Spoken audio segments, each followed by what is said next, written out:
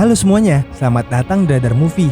Sebelum lanjut, jangan lupa subscribe dan aktifkan lonceng notifikasi agar tak ketinggalan recap film-film menarik lainnya. Kali ini kita akan nonton bareng film The Devil All the Time. Tahun 1945, di kota Knockhamstiff, Ohio, Willard Russell tinggal bersama keluarganya di rumah yang sudah mereka sewa selama 9 tahun. Dia membawa putranya yang berusia 7 tahun, Arvin, ke lokasi tempat ia berdoa yang terdapat tanda salib di dekat rumah mereka. Dia mengingat sebuah kenangan bahwa dia tidak dapat melupakan saat-saat ketika ia dalam Perang Dunia Kedua sebagai seorang marinir, di mana dia dan tentara lainnya menemukan tubuh Sersan Miller Jones disalibkan oleh Jepang dan dibiarkan mati tetapi masih dalam keadaan hidup. Meskipun berlumuran darah dan lalat, Willard membebaskan Jones dari penderitaannya dengan menembak kepalanya. Setelah perang, Willard kembali ke rumah tetapi pertama-tama ia berhenti di kota Meath, di mana dia pergi ke restoran dan bertemu seorang pelayan bernama Charlotte. Tatapannya menandakan dia sedang jatuh cinta. Sementara itu, di lokasi yang sama, seorang pelayan bernama Sandy bertemu dengan Carl Henderson. Terdengar narasi yang menyebutkan bahwa Carl dan Sandy memikat para korban mereka untuk mengambil foto dan kemudian membunuhnya, yang akan dapat kita pahami di jalan cerita film ini nanti.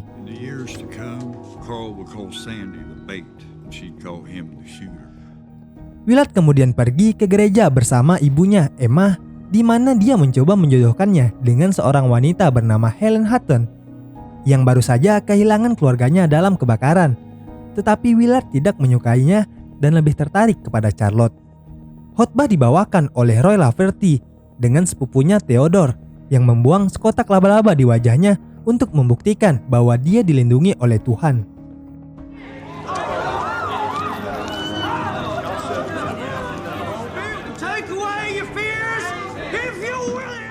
Helen kemudian terpikat dengan Roy dan menikah dengannya, dan mereka memiliki seorang bayi perempuan bernama Lenora. Willard menemui Charlotte dan mereka kemudian menikah, menjadi orang tua bagi anaknya Arvin. Ketika Arvin berusia 9 tahun, Willard mencoba membuatnya mempraktikkan keyakinannya seperti yang dia lakukan. Dia membawa Arvin pergi dengan alasan memberitahu Charlotte ingin mengisi bensin. Kemudian Arvin membawa anjingnya pula yang bernama Jack. Willard berhenti di sebuah tempat tongkrongan dan memukul sekelompok orang yang sebelumnya mengejek mereka ketika mereka berdoa. Willard dengan brutal menghabisi mereka dan ia memberitahu Arvin bahwa dia harus tahu kapan waktu yang tepat untuk bertindak.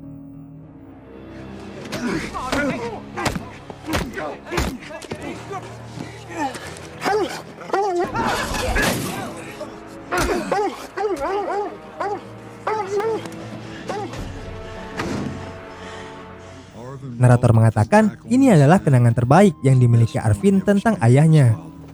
Mereka kemudian pulang dan menemukan Charlotte yang telah pingsan di lantai. Charlotte menderita sakit kanker. Ia telah berusaha mengurangi rasa sakitnya dengan mengkonsumsi morfin. Namun dokter mengatakan itu sudah tidak akan bekerja lagi. Willard membawa Arvin ke tempat berdoanya untuk meminta kesembuhan Charlotte pada Tuhannya. Willard bahkan sampai membunuh anjingnya Jack untuk pengorbanan agar Charlotte bisa disembuhkan. Sia-sia karena tidak dapat merubah keadaan dan Charlotte pun tewas. Dalam kesedihan dan keputusasaan, Willard ditemukan bunuh diri di samping salib dan tubuh anjingnya Jack yang membusuk. Sheriff Lee Bodecker tiba di tempat kejadian dan membawa Arvin pergi. Arvin kemudian dibawa untuk tinggal bersama neneknya dan paman Erskine yang sudah merawat Lenora setelah Helen meninggalkannya di tangan Emma. Sebuah kilas balik menunjukkan bahwa Roy bersembunyi di balik lemari setelah seekor laba-laba menggigit wajahnya yang menyebabkan ia krisis iman. Ia penuh dengan delusi dan membawa Helen ke sebuah hutan di mana dia menikam lehernya dengan obeng dengan keyakinan bahwa ia akan dapat menghidupkannya kembali. Helen kemudian tewas dengan mengucapkan Lenora sebagai kata-kata terakhirnya. Roy dan Theodore kemudian melarikan diri, tetapi Theodore terbangun di dalam mobil dan mendapati bahwa Roy telah meninggalkannya. Roy terlihat mendapatkan tumpangan mobil Carl dan Sandy. Mereka membawanya ke sungai di mana Carl memerintahkan Roy untuk berhubungan seks dengan Sandy dan ia akan mengambil gambarnya. Roy memerintahkan Carl untuk membunuhnya. Ia menyadari bahwa ia tidak berguna lagi di dunia. Carl kemudian menembak kepalanya dan kemudian memotretnya. 12 tahun kemudian, Arvin merayakan ulang tahunnya bersama Emma dan Erskine, dan pamannya memberinya pistol laser milik Willard sebagai hadiah karena mungkin itu seharusnya diwariskan kepada Arvin. Keesokan harinya, Lenora dilecehkan oleh sekelompok pengganggu di kampusnya. Mereka bernama Tommy Madsen, Gen Dinwiddie, dan Orville Bachman. Karena wajah pucatnya dan sikap religiusnya, Arvin mencoba untuk melawan mereka untuk membela Lenora. Namun, Arvin hanya menjadi bulan-bulanan mereka saja. Arvin tetap menjadi kakak yang protektif bagi Lenora, dan dia kemudian pergi bersamanya untuk mengunjungi makam ibu Lenora. Lenora kemudian mencoba mendorong Arvin untuk lebih banyak berdoa. Perayaan kemudian digelar untuk menyambut kedatangan pendeta baru di kota mereka. Emma, Arvin, dan Lenora bergabung di sana, di mana Emma telah membuat makanan hati ayam sebagai hidangan penyambutannya. Kemudian mereka bertemu pendeta tersebut yang bernama Preston Teagarden, yang dengan kasar mencelupkan jari-jarinya ke dalam makanan tersebut dan kemudian memanggil mereka dengan cara mengatakan bahwa keluarga Russell lebih miskin daripada yang lain yang membawa daging yang lebih baik. Sikap tersebut membuat Emma sedih dan malu, juga menyebabkan Arvin tidak menyukai Preston. Setelah menjemput Lenora dari kampusnya, Arvin menurunkannya, kemudian dia pergi untuk menghajar para pengganggu Lenora tersebut. Dia memantai Tommy, Gen, dan Orville di garasi tempat mereka bekerja, memerintahkan mereka untuk tidak mengganggu Lenora lagi. Sementara itu, Lenora pergi ke rumah Preston untuk berbicara dengannya. Preston berhasil merayunya, kemudian mereka pun akhirnya berhubungan badan. Dalam beberapa tahun terakhir, Sandy terlihat bosan dengan semua pembunuhan yang ia lakukan bersama Carl, dan membuatnya mulai membenci Carl. Dia kemudian dikunjungi oleh Lee yang ternyata adalah kakaknya.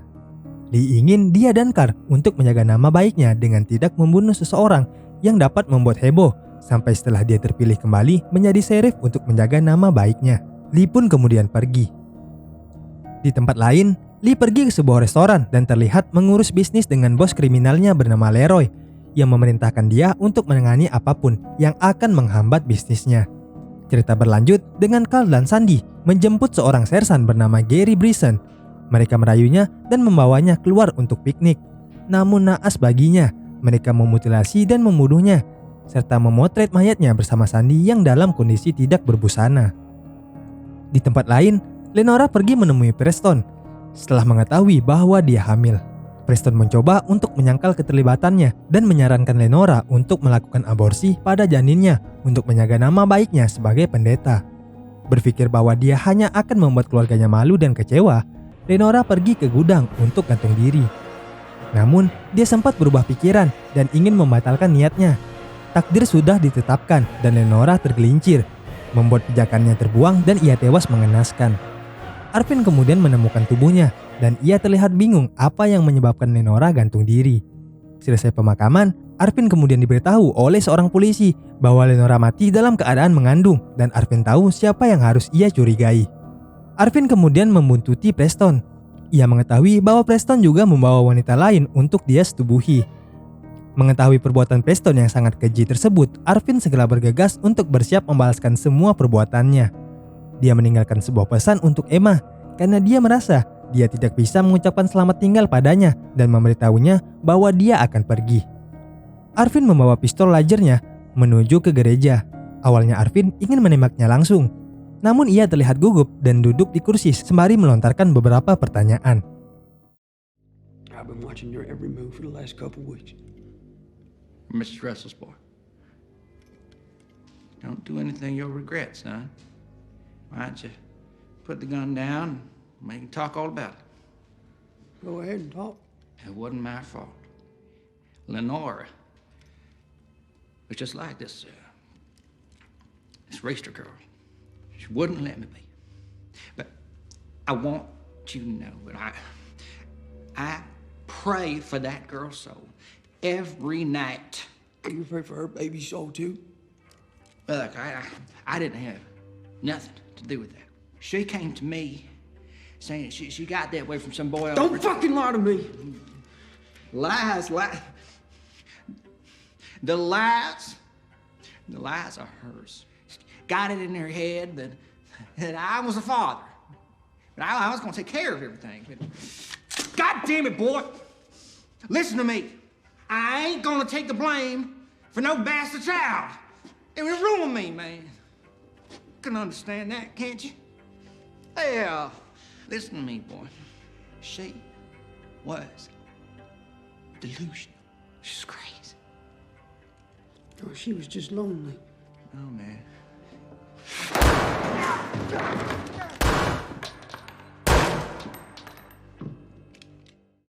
Arvin pun kemudian melarikan diri ke Noken Steve. Lee pergi menuju rumah Leroy dan membunuhnya bersama rekannya Bobo. Pada saat yang sama, Carl dan Sandy melihat Arvin sedang mencari tumpangan. Mereka pun menawarkan tumpangan kepada Arvin. Di sini mereka tidak saling mengenal. Dalam perjalanan sembari mengobrol, Arvin mulai curiga karena mereka membawanya keluar dari jalur ke suatu tempat yang sepi. Carl kemudian bersiap untuk menjadikan Arvin salah satu korban mereka berikutnya. Sandy yang sudah berencana untuk membunuh Carl telah mengambil ancang-ancang untuk membunuhnya. Namun, Arvin berhasil menembak Carl terlebih dahulu sebelum Carl ingin menembaknya. Sandy kemudian panik dan menarik pistolnya. Mereka berdua saling menodongkan pistol. Sandy mencoba menjelaskan kepadanya, namun terlihat ia tetap ingin menembak Arvin. Mereka bersama-sama menekan pelatuknya, namun Sandy yang tertembak di bagian leher, dan Arvin tidak terjadi apa-apa padanya. Terungkap dalam flashback, Carl telah mencurigai Sandy yang sikapnya telah berubah akhir-akhir ini. Oleh karena itu, ia mengosongkan peluru di pistol Sandy untuk berjaga-jaga.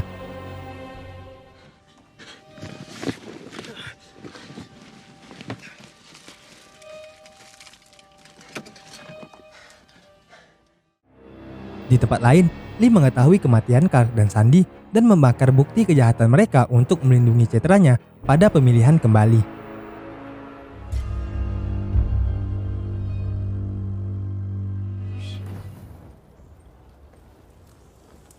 Dia mengetahui bahwa Arvin adalah tersangka utama dan pergi mencarinya begitu dia tiba di Noken Steve. Lee kemudian mengingat Arvin, anak kecil yang dulu pernah ia bantu ketika ayahnya ditemukan tewas bunuh diri. Lee kemudian menemukan Arvin di tempat berdoa ia dan ayahnya dahulu saat menguburkan tengkorak anjingnya Jack. Lee mencoba memburu Arvin. Ia memintanya untuk menyerah dan berdamai, tetapi ketika ia akan menembaknya, Arvin berhasil menembak Lee terlebih dahulu. Dan ia pun tewas secara perlahan sembari Arvin memberinya sedikit fakta terkait dirinya yang tidak seharusnya bersalah. Arvin mengubur pistol ayahnya di samping tengkorak Jack. Di akhir cerita, Arvin kemudian dijemput oleh seseorang dalam perjalanan ke Cincinnati. Dan polisi telah berhasil menemukan fakta sesungguhnya bahwa orang-orang yang Arvin bunuh adalah mereka yang pasti untuk mati. Terima kasih telah menyaksikan video Radar Movies. Jangan lupa subscribe dan aktifkan lonceng notifikasi agar tak ketinggalan recap film-film terbaru lainnya. Stay tune.